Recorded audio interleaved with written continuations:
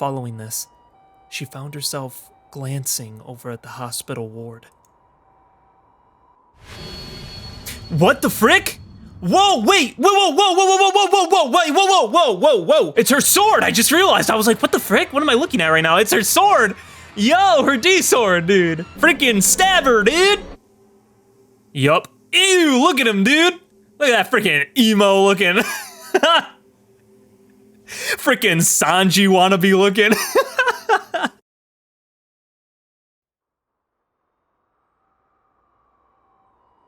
How's it going, everybody? HoodlaMutt here, back with some more Chaos Head Noah. And last time, I gotta start with the most pertinent information, which is that Ban was shot and presumably dead, but we didn't see him die, and I'm sticking to the fact that we didn't see him die, so therefore he's probably still alive, okay? Something happened to where he got saved. I don't know who, but I'm feeling it in my heart, okay? I was freaking right about Suwa. I called it at the last second because I put all the pieces together and thought, this doesn't feel right. And of course, Suwa was in fact a traitor and part of the Church of the Divine Light. And I believe he was with Nozomi as well. Takumi tried to kill himself multiple times. Didn't work out. Because it ended up being a delusion every single time he tried, to his dismay, because he couldn't handle the fact that he was himself a delusion, apparently, supposedly. I don't know anymore about anything.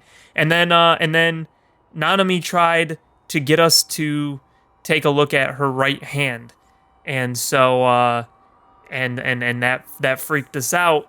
And that's all that there. That was the gist of what happened for the most part, and now we're here with YUA, who in the last episode was kicked out from the hospital after following Ban when he was going to confront Suwa. So I wonder if she's going to come and save him or something. I don't know. But let's just, you know what? Without further ado, let's just get back into this and see what's about ready to happen, shall we? At the front entrance to Tokyo General Hospital, Kusunoki YUA fixed her gaze beyond the automatic door.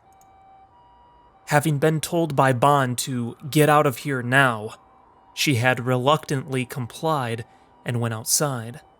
However, in her worry, she could not bring herself to go any farther. Ban had followed the mysterious figure and vanished up the hospital stairs. It had not even been 3 minutes since then, but hoping that Ban had already returned, YUA peeked into the lobby. This was after Ban had headed into the hospital alone. YUA had ignored Momose's orders and had followed after him, all so that she could get one step closer to the truth behind her little sister's death, and the true perpetrator. The person that had told Ban to back off over the phone and had abducted Ban's junior, someone who must have been named Suwa-san, was most likely the same one that had killed her sister, Mia. That was the feeling YUA had, and as such, she had been unable to hold back her impulsive emotions. Despite Ban's various warnings about the dangers of involving herself with this case, YUA had come nonetheless. Moreover, it was not as though YUA would be able to achieve anything by coming here. She was nothing more than a powerless high schooler, after all. Somewhere in her mind, YUA had hoped that Ban would simply come running gallantly back after apprehending the culprit. If that happened, she would have the opportunity to question them directly. Why did my sister have to die? That was the one thing YUA had to ask. Huh? Suddenly, YUA felt a gaze upon her. She nervously scanned her surroundings. Oh man. It had not even been 2 hours since the sun had set, yet oddly enough, the hospital's front entrance was eerily quiet. Right next to it was the urgent care entrance, which also served as the entrance for emergencies. And yet, not even there housed any signs of human presence. A train gently ran along its tracks beside the hospital. Hardly any cars passed by the large street in front of it, and there was nary a single passerby. Housed between the sleepless cities of Shibuya and Shinjuku, where YUA was now, was akin to an abyss of darkness, formed in the interstice of two bursts of blinding light. No figure that could conceivably be responsible for the gaze was visible. Holding back her anxiety, YUA placed her hand on her chest and let out a small sigh. Following this, she found herself glancing over at the hospital ward. What the frick? Whoa, wait! Whoa, whoa, whoa, whoa, whoa, whoa, whoa, whoa, wait, whoa, whoa, whoa, whoa, whoa! Wait! What the frick? Is that Mia? Dude, was she alive this whole time? Was I right? This is the hospital, dude. Was she freaking... Oh my gosh. Is she freaking Hazuki-san? Is she Hazuki-san? She just dresses up differently. No way. Am I freaking right, dude? Oh, bro, I'll flip my lid. I'll flip my lid. Wait a second. There, at the entrance to the hospital ward, stood a single girl. The lights were out, rendering the area very dimly lit, and yet the girl's figure was clearly visible amid the darkness. Mia-chan. Without intending to, YUA whispered that name. Her sense of reason told her it was impossible, but nonetheless, she could not keep those words from escaping. The girl was a mere image of her. A mere image of her twin sister that was no longer of this world. Moreover, YUA recognized the clothes she was wearing. She knew, almost for a fact, that they were her sister's clothes. The possibility of her perhaps being a ghost filled YUA with fear. Fear that made her hair stand on end. Dude, it's Hazuki-san, it's gotta be.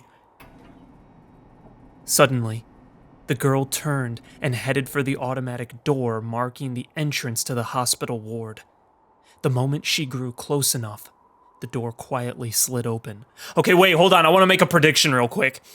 Okay, I'm taking a little bit from what happened in Steins Gate and putting it back in here just because, like, I'm thinking of running themes and stuff like that, okay? I've thought Hazuki-san could be Mia-chan, but I just wasn't sure, but she had the same eyes, right? That's what I was going off of, but I'm like, but everything else is different. But I thought, no, there's gotta be something more to that. And I think I said in a previous episode that what if Mia was not actually killed and the group dive along with all the other deaths were not actually perpetrated? What if they were just delusions that were meant to, like, scar people and either make, like, gigglomaniacs or were just to trick people in some way? So that means then that Mia never died and actually went to work for Nozomi or something, right? At this hospital? Because, and it's this hospital also that freaking Shogun, or the real Nishijo, I guess, maybe, is actually located behind that black wall, right? So this hospital isn't right. There's something wrong with it, obviously. We know it's a front of some kind. It's probably a Nozomi front because we know Nozomi was in the background a long time ago, right? So I wondered if she never actually died, but maybe they wanted, I don't know if they, like, knew, like the people that did it knew that YUA was special or something and had to, like, you know, traumatize her, because one of you in the comments has been saying about how people needed to be, like, traumatized, right? And I think even Senna mentioned something like that, right? Like, their minds have to break first. Yeah, it was Senna that said that, actually. So I wonder if they were trying to traumatize YUA by making her think her sister was dead when she really wasn't, or something. You know? I don't know. I don't know. It's just a thought, but we'll see. We'll find out. It isn't a ghost. YUA was in shock. But before she could register anything more, she promptly ran after the girl and into the hospital ward. Inside, perhaps due to it being past closing time, it was even quieter than outside. That looks freaking scary, dude. That's terrifying. They better not jump scare me. I'll be freaking mad. Each time YUA took a step forward, her footsteps echoed forth into the depths of the corridor. It had been just the same in the outpatient ward, but the fact that it was even quieter here made her very uneasy. The girl had disappeared up the stairs. YUA heard the faint sound of laughter coming from ahead. Excuse me? It's like a scene straight from a ghost story.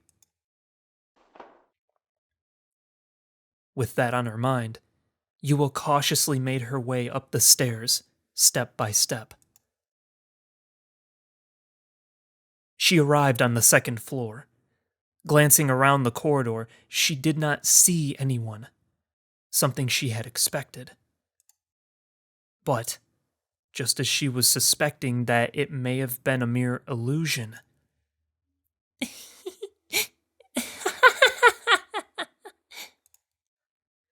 a girl's laughter sounded from the floor above. That voice, and the sound of its laughter, were identical to what YUA had heard time and time again in the past. Climbing to the third floor and looking down the corridor, YUA saw a girl with the same face as her, standing there.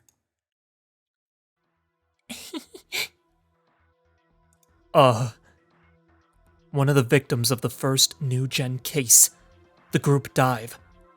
Her little sister, who should have died 2 months ago.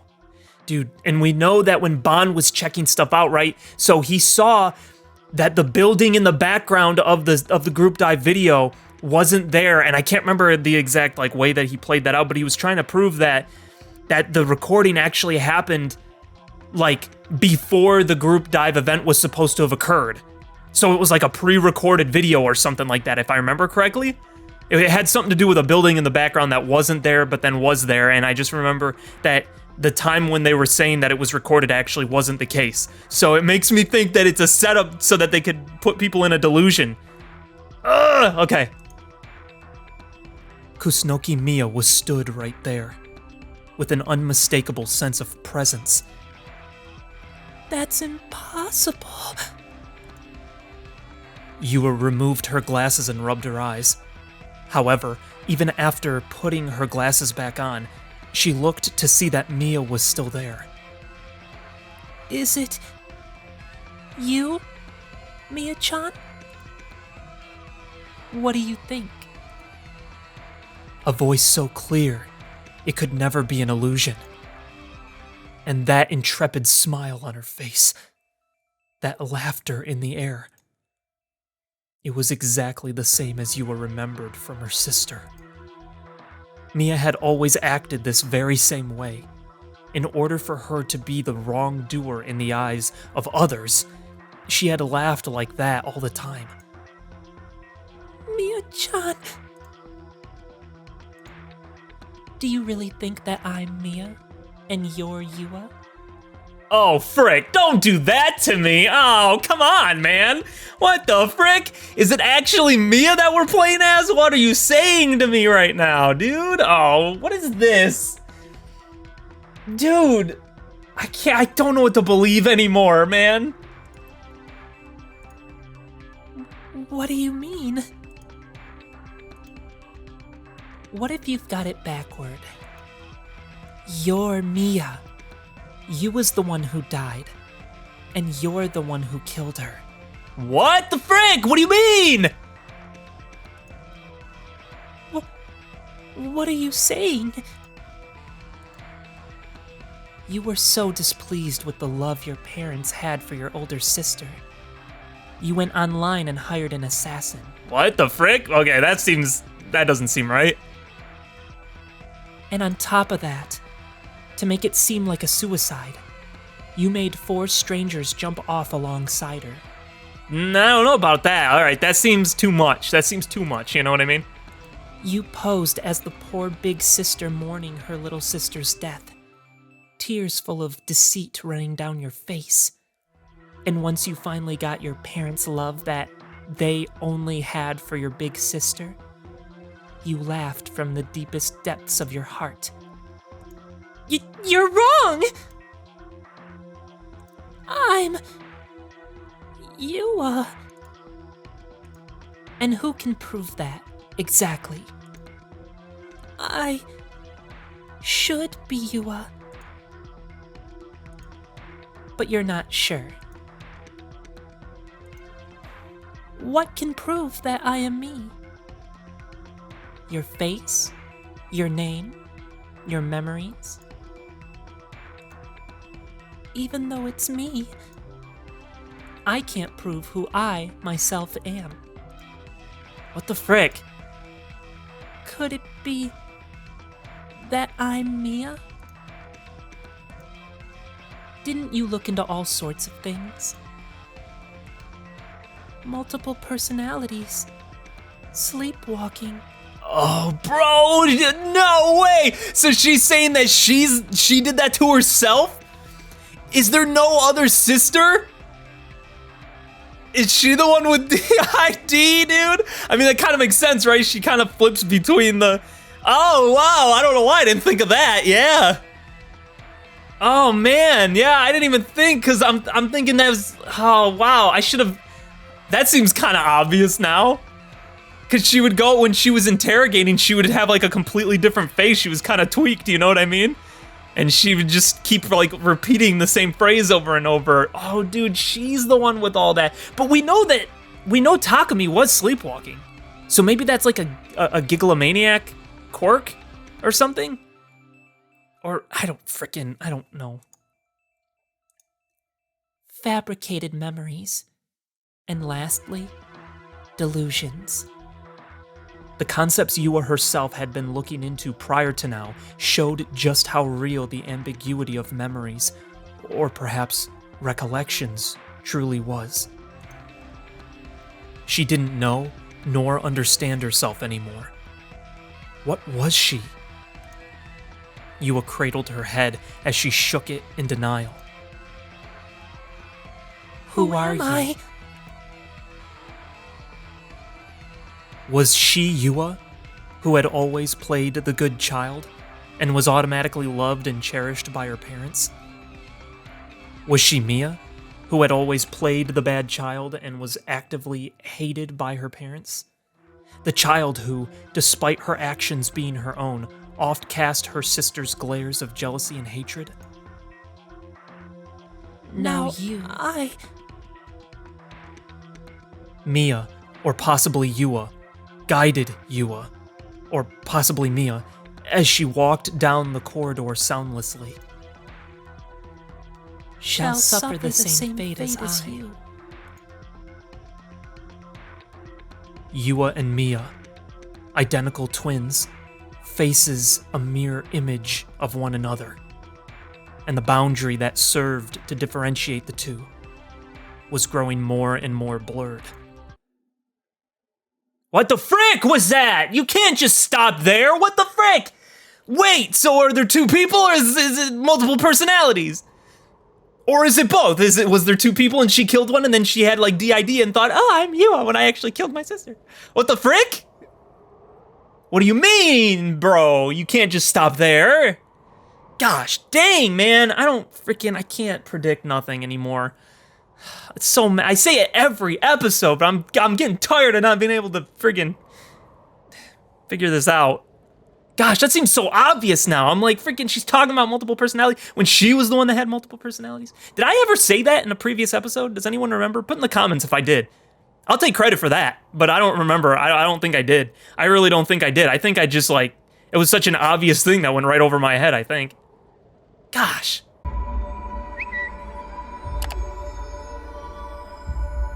Two enormous boxes stood tall within the darkness. And yet, compared to the nearby Shinjuku skyscrapers, they were akin to a small child looking up at their parents. The hospital roof That was where YUA found herself, having been led there by Mia. Oh, okay, so we are still with YUA, okay. Or maybe YUA, I don't know who this is anymore. A section of the towering fence had been torn open just wide enough to allow a person to fit through it. Whether this was an intentional effort, none could say. Mia and YUA, after moving through the torn section to the outer side of the fence, both now stood at the edge of the roof. Before them, the outpatient ward. As that location was lower than the hospital ward, the entire breadth of the roof garden was visible to them. However, the lights were still turned off, so even if there were people there, YUA would be unable to know. The wind blew strongly on the rooftop. The gale made YUA's and Mia's soft hair flutter, along with the hems of their clothes. Is she gonna save him? Please save Bon. Please save him. He's literally my favorite character in this entire game. Please. In the beginning, we were both one. No, dude, there wasn't a sister. Oh, frick, man. So she made up that she had a sister, and that's why she went after Takumi. Are you kidding me? Is that what we're working with right now? Oh, man. What is happening? So now, we are simply returning to one again. Should I take just one step, I shall become you. What the frick? YUA, her eyes vacant of all light, mechanically whispered those emotionless words. Spreading her arms to maintain her balance, she endured the upward rising wind. Beside her, Mia, arms spread just as YUA's were, looked at her sister and smiled. Oh, not the eyes. Ooh, I don't like that. Ooh, frick me. Gross. You don't have to endure it for long. But you do have to learn what it feels like. My pain. So, time to jump. Oh no. That way, both you and I will share the same pain. Dude, this might be a delusion though. Someone might be freaking messing with her freaking brain, dude, to try and kill her right now. I don't know, man. I can't figure out what's happening right now. I don't know what the truth is. Which am I? Me? You?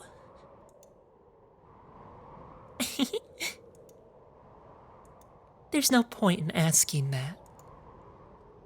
No matter which it is, I will jump. All hesitation left within YUA disappeared, and so, moving her foot forward, she... Oh! No, she's not there! That means freaking Bon... no! Save Bon! Save him! A gunshot tore through the dark night. And with a start, YUA came to her senses. Realizing where she was, she let out a frightful scream. The sheer height of where she stood immediately disoriented her, making her lose her balance. She very nearly fell, but in her desperation, she shot her hand toward the fence behind her and grabbed onto it. Because of this, she successfully managed to avoid being met with a terrible fate. Dude, was that freaking a delusion? The gunshot had come from the roof of the outpatient ward, leading her to look at it once more. In the circular clearing on the roof garden, she managed to spot multiple figures. There were two of them. One was on the ground, and the other stood beside them. Please! No, you have to be able to get over there, right? There's not like this big gap or something stupid, right? Get over there and football tackle him! Bon-san? Had the detective shot someone? Or had the detective been shot by someone? What are you doing? Why won't you suffer the same pain as me? You're such a coward. Do you realize how unfair that is? Mia-chan. No. I'm YUA. Oh no. But I'm YUA. No, you're Mia. What on earth are you? I am what you wished for. You are what I wished for. Oh! Mia reached for her sister.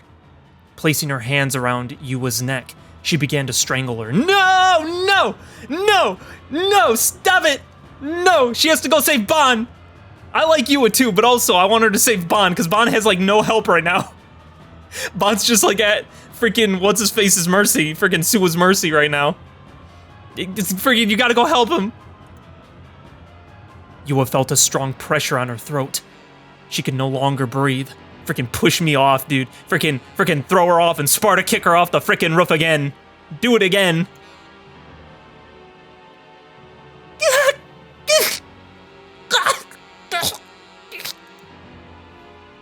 Mia was no ghost.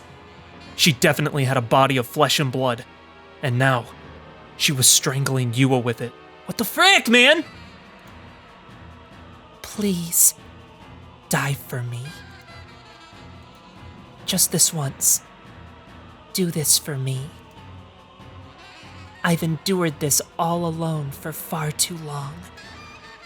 What the frick, man? Yua's vision grew crimson. She reached her hands out into the air in front of her, but found herself unable to grasp anything.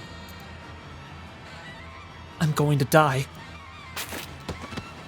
Awash with the most extreme dread, using her whole body, Yua called upon strength she did not even know she had as she tried desperately to break free from Mia's grasp. But Mia was too strong. Yua was unable to move her even a single inch. Even Yua's thoughts were dyed crimson. It felt as though her consciousness was being coated in a layer of viscous blood. In a desperate frenzy, she shook her head so violently her glasses fell from her face. And from that point forward, to an outside observer, Yua and Mia were no longer distinguishable. It did not matter who killed whom. The result was arbitrary. If Yua died, all Mia would have to do was become Yua. If Mia died, all Yua would have to do was become Mia. Feelings of resignation steadily spread throughout Yua's heart. Before her eyes was Mia's, or possibly Yua's, face, seeping with anger. Not wanting to see such a sight, she looked away. And what vaulted into her red field of view was the shrubbery. The shrubbery and the flowers adorning the roof garden. In her mind, Yua felt that there was a shadow among those flowers, the likes of which she had never seen before, though perhaps it was simply an illusion. She had dropped her glasses in the struggle after all. It's her sword! I just realized! I was like, what the frick? What am I looking at right now? It's her sword! Yo, her D-sword, dude! Freaking stab her, dude!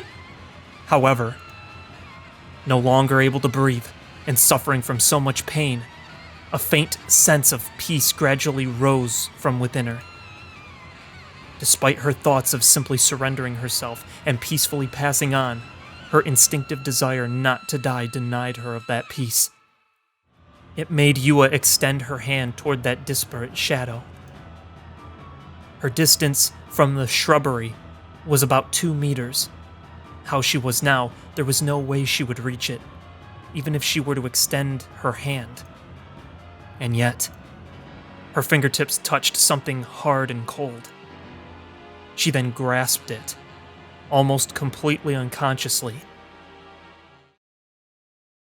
The second she did so, Kusunoki Yua's consciousness, right on the verge of fading, instantly became clear, as though the haze had been dispelled from her mind. Freaking backstabber, baby! Freaking turn that thing around and like freaking, right in the gut, baby!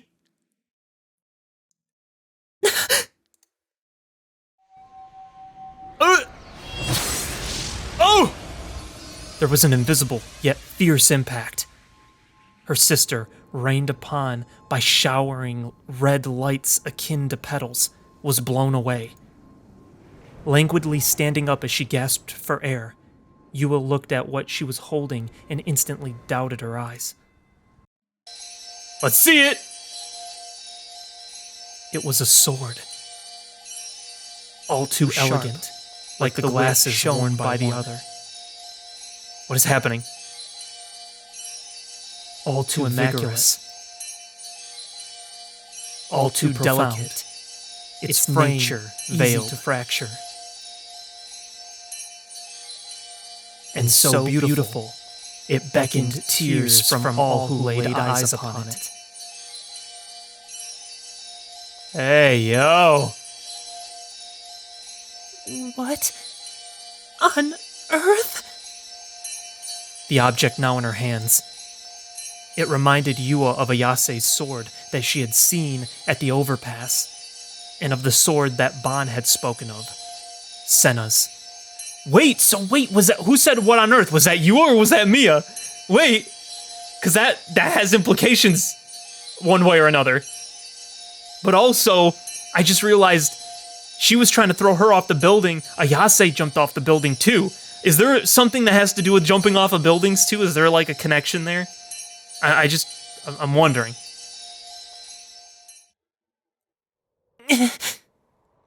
What was that? Mia, after being blown away by the mysterious impact, had been buried in the shrubbery.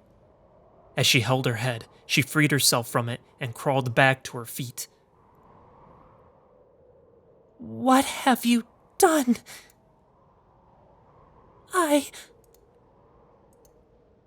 Mia-chan, I think I finally understand why I went to such great lengths to learn the truth behind your death. Did you try to kill me? Did I almost just die again? Again? In the end, I was afraid of you. I thought you would let yourself die out of spite. I didn't understand you. I wanted to prove that your death wasn't my fault. I wanted to feel some kind of relief. I'm the worst big sister ever, huh? Wait, did you kill her or not? I don't understand. Why? Why won't you die? She could no longer get through to her. Their two selves, once together in the beginning, had now diverged completely, never to return to one again. Wait, so is it multiple personality? I don't freaking understand what's happening, dude.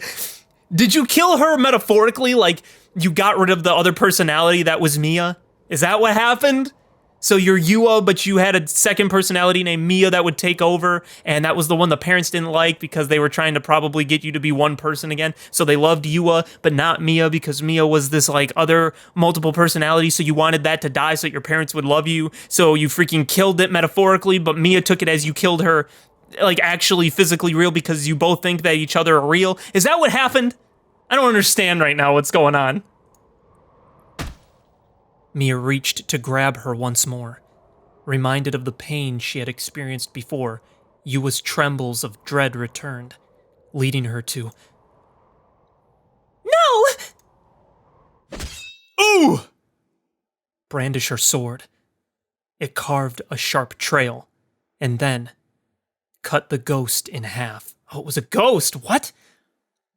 Mia's movements came to a halt, and with a look of shock on her face, she traced the wound of gouged flesh with her hand, beginning from the left side of her torso and ending all the way at her right shoulder.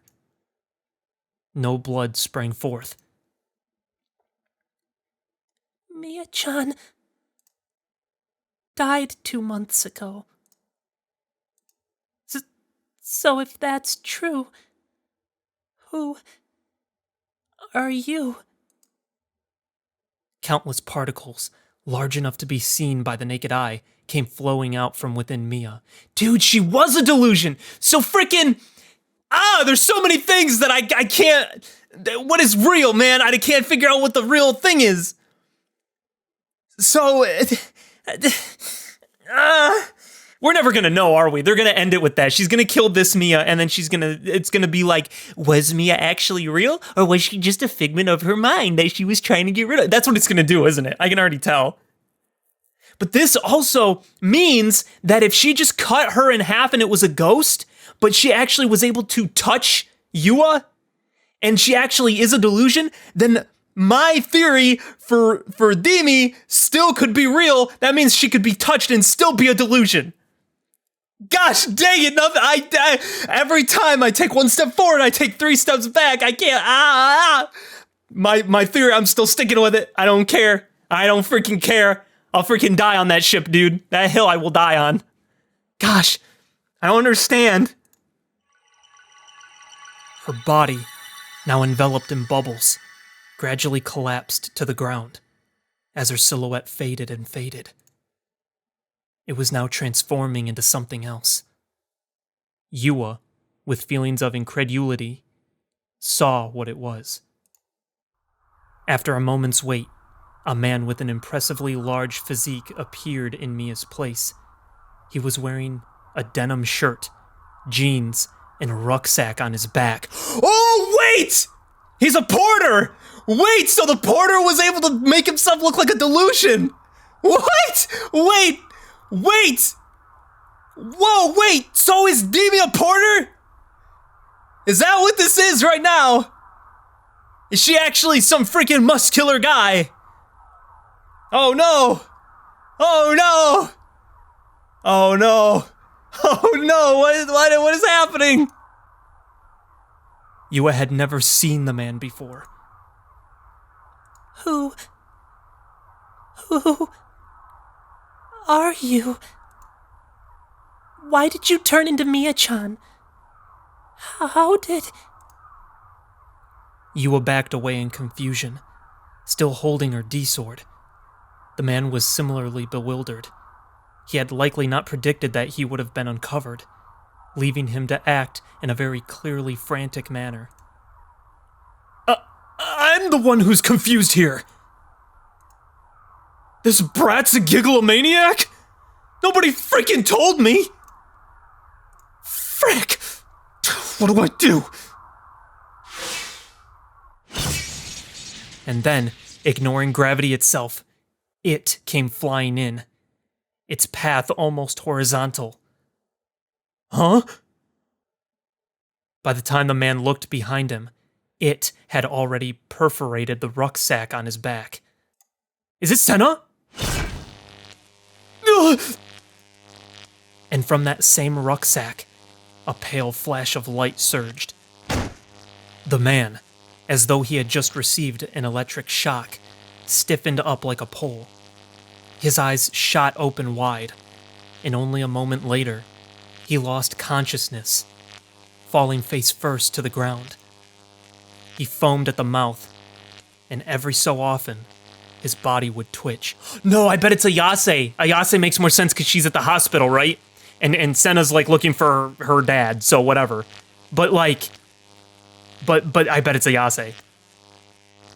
The object that had pierced the rucksack. Yup! Okay, I had to rethink that for a second. Yup, Ayase, that makes more sense. Was a sword quite like the one YUA had obtained just a moment ago, with beautiful curves adorning its every edge. This is... YUA remembered the sword. She had seen it once before. A single presence approached her.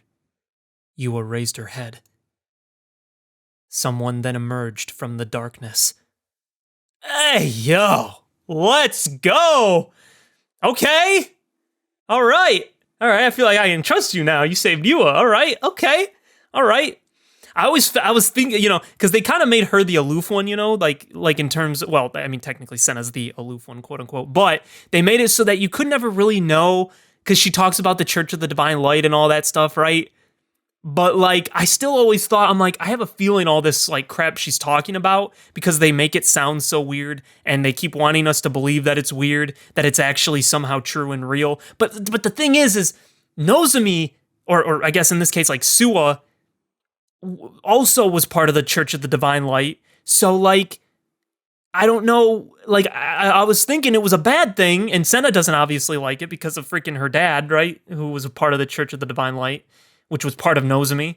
So, like, so why does Ayase, like, why does she talk about it, you know? What does this mean? I don't get it. I was curious about what was transpiring, but to think the disturbance would be so great. Kishimoto-san. Without a change in her expression, Ayase glanced at the sword YUA held in her hands. I can feel it. The greater will. So that was the meaning behind why I came to stay in this hospital. Yo, okay, alright, okay, alright, sure. Huh? YUA had sunk into the ground, dumbfounded. Ayase picked up the glasses that had fallen near her, crouched down in front of YUA, and peered at the girl's face. Then, with her slender fingers, she brushed YUA's hair aside and gently put her glasses back in place. So you, too, were one of the Black Knights of Gladiol. And with that, Ayase gave a faint, transient smile. Save Bod now! Save him! Go save him right now! Save him!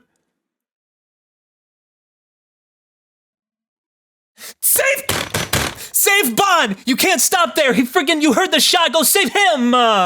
You can't do this to me, dude! Come on! Gosh dang it! No! I don't want to be in I don't want to friggin' listen to Takumi friggin' cry that he's not real again. I want to see Bon. I want to make sure Bon's okay. I want to know, dude. You can't do this to me. You won't kill me?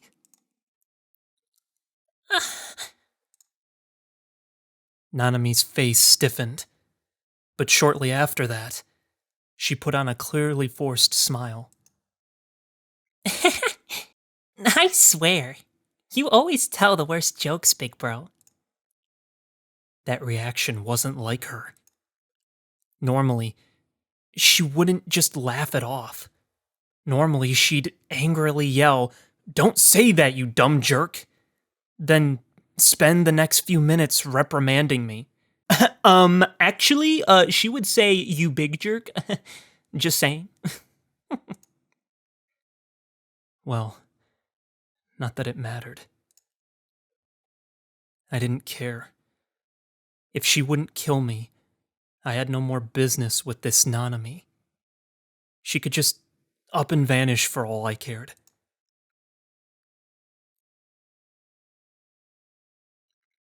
I locked eyes with Seiratan. If only Seiratan was in the third dimension, she would have gladly granted my wish.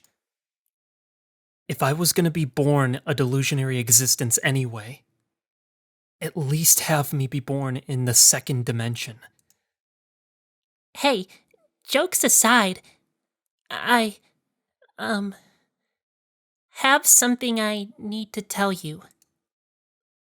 So, that bangle you gave me? I lost it. I know what you want to say. Why weren't you more careful? But that's the thing. I was. I really, really treasured it.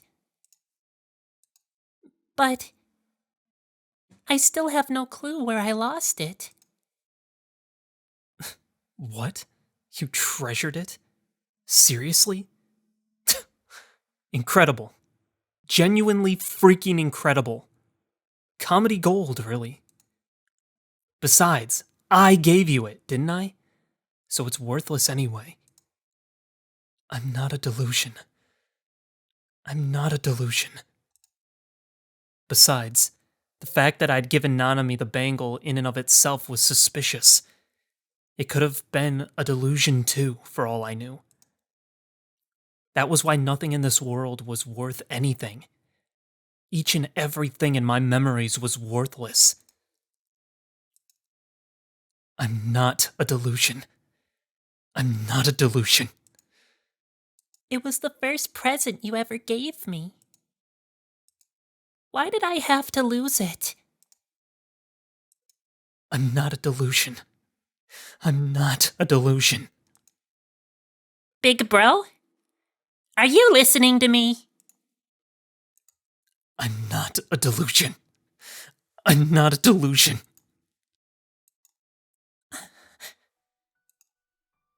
Why are you always like this? Her head hung low, and her fists clenched tight. Nanami let out a faint whisper. Why can't you just show your reliable side every once in a while? Like a good big brother would. What now? If you're here to criticize me, you're wasting your time. After all, I'm a delusionary existence. I'm not a delusion. I'm not a delusion. All I did was stare blankly at Saratan's smile. There was no reason to listen to Nanami. It was all pointless. After all, I was a delusionary existence. Bro, you gotta freaking... He's kind of irritating me now. Mostly because there's more important things happening right now, and all he's doing is just crying. It's like kind of irritating me now. I want to know if Bond's okay, then we can go back to this. I don't care after that. Every day up until now, I've always tried my absolute hardest. All while telling myself I have to hang in there. But I just can't help it. After going through so much, even I want someone to take care of me sometimes. To spoil me. No. Not just someone. I want it to be you, big bro. Okay. I'm not a delusion. I'm not a delusion. You're my big brother, after all. I can't do everything on my own. There's things I'd like to rely on you for, you know? I'm not a delusion. I'm not a delusion. I know you don't like being told to do stuff. And you're always slacking off anyway. So I guess there's no point in trying to change that. Wait, that's not what I'm trying to say here. I'm not a delusion. I'm not a delusion. What I'm trying to say is, even I have moments where I want someone to vent to. A shoulder to cry on. You know? And when that happens, I just want my big brother to be nice to me. You know? I'm not a delusion. I'm not a delusion. Come on! Big bro! Listen to me! Please!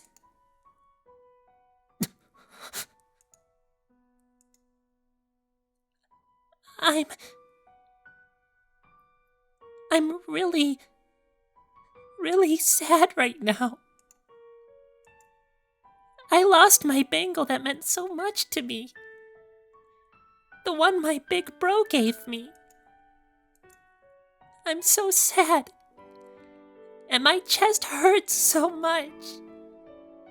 I just want to cry and cry. I just want my big bro to hug me. I just want my big bro to pat my head. Hey, big bro. Even if it's selfish, can I ask for that? Just this once?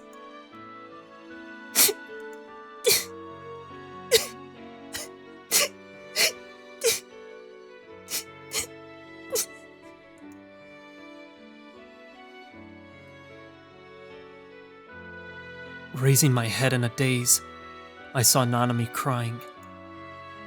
She was hanging her head low, and while she was trying her best to hold them in, tears ran down her pained face all the same. Friggin' really? You better go back to Bon. Upon opening a glass door, the very moment Dimi entered what appeared to be a lobby, a twitch of fear ran through her. Yeah, what the frick? Where are you right now? A chill breeze cold enough to freeze her over crept up her legs. There was no sign of anyone. A fact that was obvious for this place, and this place alone. And yet, when Dimi thought about what awaited her ahead, she could not help but wish that someone could have been there with her.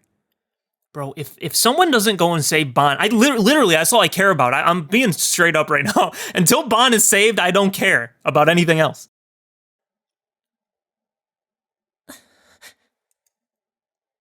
Before her was a soundproof door, a door akin to those of a movie theater.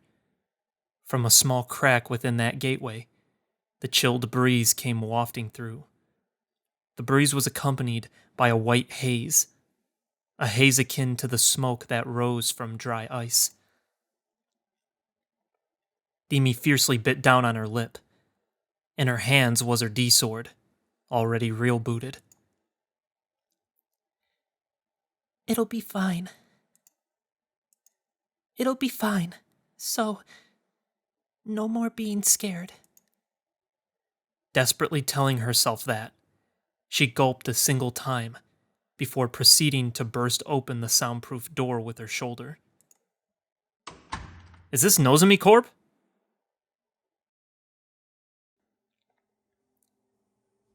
What the frick is this? This looks like that freaking core in freaking Alien Isolation. I played that on Twitch, by the way. Go follow me on Twitch for long-form content for games that I decide to play there instead of on the channel, by the way. But that thing straight up looks like the core in that. What the frick? Dimi's eyes went wide at the scene she saw before her. There stood a device that was beyond enormous. Enshrined in the center of the dome-shaped room, it could be described only as a monster. An ominous sound rang faintly throughout the spacious room. It was a low-pitched noise, akin to the deep growl of a beast. A sound that signified the device's operation. Wait, this is Noah 2, isn't it? This is Noah 2, and is that low-pitched... Oh, it says a low-pitched noise, not high-pitched. That would be... I was thinking that was the tinnitus that we were hearing. Okay, but this has got to be Noah 2, right? Noah 2. Yep, thought so. It's already running. All thanks to you. A voice replied to Dimi's vexed murmurs. The moment she heard that voice, Dimi felt her soul tremble. Yup. Ew, look at him, dude! Look at that freaking emo looking. Freaking Sanji wannabe looking. Freaking 4Kids lollipop sucking freaking Sanji wannabe looking. That's what he looks like, bro. What the frick? That's discount Sanji right there. Gross. Oh my gosh, dude, look at his jaw, brother. Bro, I could make a field goal on his jaw, baby. That baby's so wide, baby. Oh my gosh. Gosh dang, what else can I roast this guy for? Freaking Leskinen looking wannabe looking. I'm literally like pointing at the screen while I'm doing it. Oh my gosh. Sakihara Dimi. It has been 1.5 years since we last met. Has it not? Dimi's instinct was to be engulfed in fear. Shivers rose from the depths of her heart. Abominable memories attacked her consciousness. Her grim past was on the brink of being resurrected. Her grim past, huh? To endure such a threat, Dimi strengthened her grasp on her D-sword and lightly shook her head. Once she regained her hold, she shifted her gaze toward the voice. Right beside the enormous device, Noah, too, was him. The figure of a man donned in a suit, and by his side. Ugh! What the frick? Is that Dimi? No, that's Nanami! That's Nanami! I just realized the headband! What the frick? Whoa! Wait!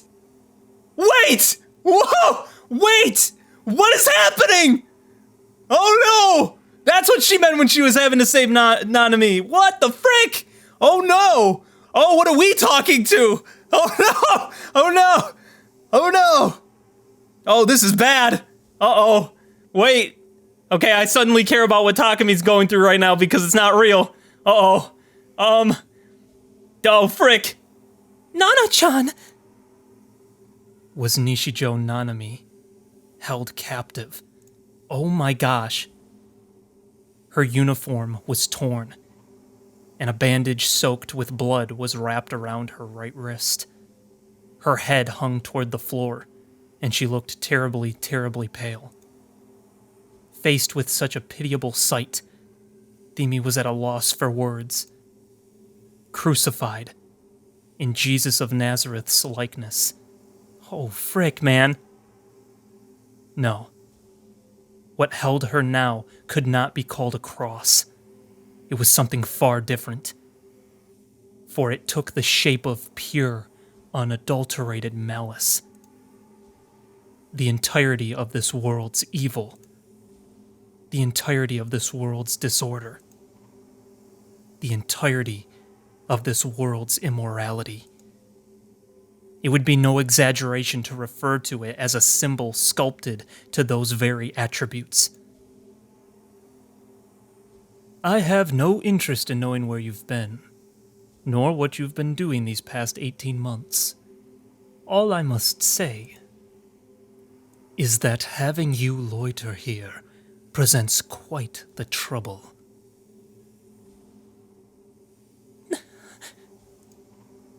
The man, Norose Genichi, spoke in a peaceful tone, but his voice was embedded with the sharpness of a blade.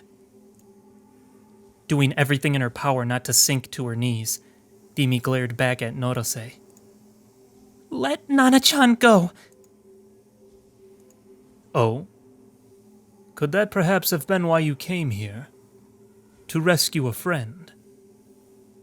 Let Nana-chan go.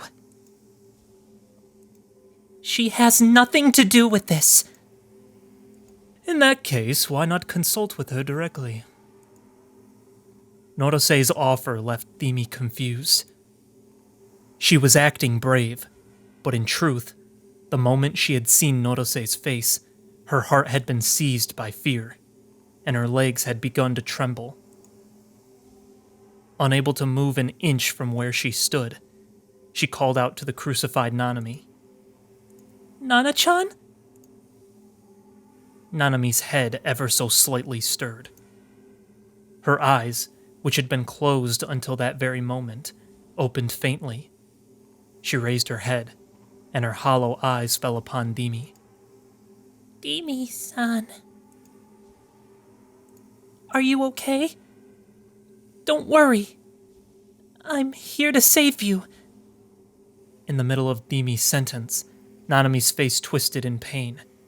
Her face was pale, and her breathing labored.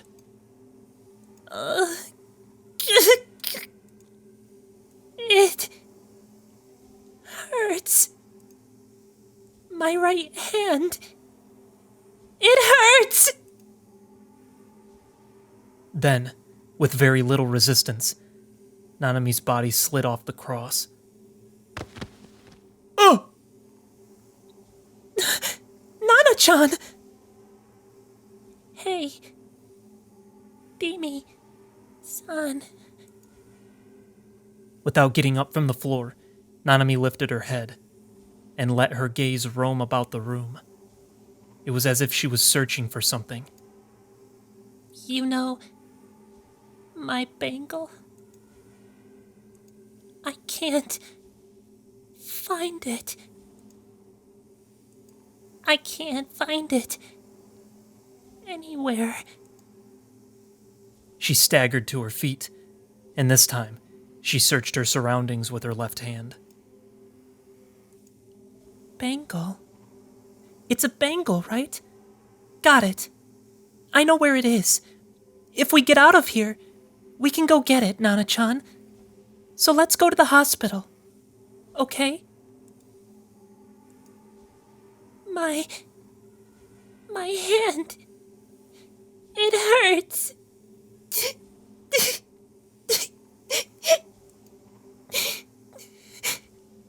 Why do I know you, Dimi-san? Where have we met before?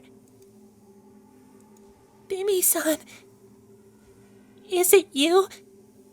Dimi-san, did you take my bangle? No. Why? Why would you do something like that? Dimi, who realized that something was wrong with Nanami, instantly looked at Norose. With a scornful grin painted on his face, he simply observed Dimi and Nanami's exchange. What are you showing her? Ew, dude, his face! That smile! Nanami's gaze was fixed on Dimi, trembling like a newborn fawn. She slowly stood up, and then... Oh, she's actually there! Wait! She said, wait, she said, what are you showing her? Wait, so, but the fictional Nanami that's freaking with our Takumi, the delusion Takumi, is she connected to that? Because that one was talking about a bangle too, right? What the frick is happening right now?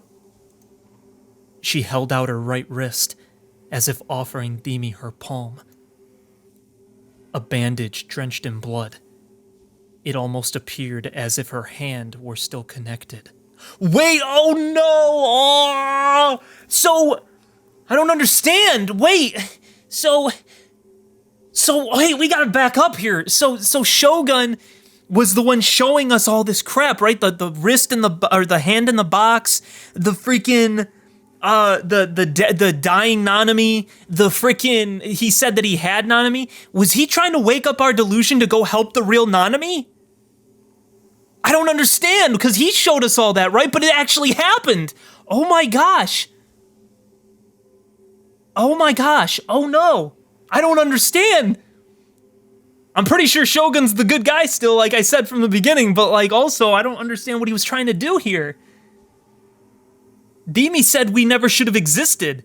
So like, oh no, oh, because I'm calling him Shogun. I know it's the real Nishijo at this point, but like, it's like that's the way I can differentiate him, is calling him Shogun. But also like I don't. Okay, I'm just gonna move on. And yet, one after the other, vibrant scarlet drops fell from the bandage without reprieve. By her feet, a pool of blood grew larger and larger with each passing second. Dude, that's like what Shogun showed us, like I just said! Ah! He was showing us real stuff, man! She needs medical attention. Fast! But despite how frantic she was, Dimi was unable to get any closer. For getting closer to Nanami would mean getting closer to that man. Why is she so afraid of Norase? It frustrated her greatly, leaving her on the verge of tears. Did you have it the whole time, Dimi-san? Time to go, okay? Nana-chan? This way. Why did you take it from me? Give it back. Give my bangle back. Calm down, Nana-chan. It's my treasure. From my big bro. I won't let anyone else have it. Give it back. Give it back. Oh, she was saying give her wrist back too, right? Like, or her hand to Takumi. That's what he was getting over the phone. But the real one was saying that she wanted her bangle back. What is? I'm trying to figure out what the crossover here is. I don't get it yet. I'm still trying to figure it out. Nana-chan! Thought she was gonna smack her. Give it back! Together with her pained scream. A single drop of blood fell from her right wrist. Before it had the opportunity to hit the ground, the drop crystallized at high speed. Originating from nothing, with the drop at its center, a mineral-esque object burst into view. It was as if a carapace formed from minerals had ripped through a rift in space. In the blink of an eye, it took shape. Hey, yo. It resembled a cross far more than the object that had previously held Nanami. Or perhaps it was a sword. A sword which pierced itself perpendicularly, as if rejecting all. That's a D-sword. Give it back. Please. And Nanami, as if embracing it, held it close to her chest. Tears, born from all of the sadness within her, fell upon it. Her D-sword flickered scarlet, as if one with her pulse. If you don't give it back, Dimi-san, I'll make you pay! No. This whole time, Nana-chan was a gigalomaniac?